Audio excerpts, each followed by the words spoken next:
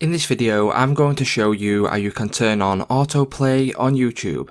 For more tutorials, make sure you subscribe, and let's get right into it. So if you are wanting to turn on autoplay on YouTube, this is really great for if you are wanting to listen to music, for example, and you want the next song to play automatically.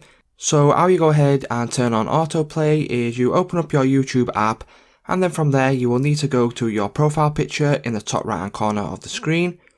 Once you click on your profile picture, as you can see right there near the bottom, there is an option for settings.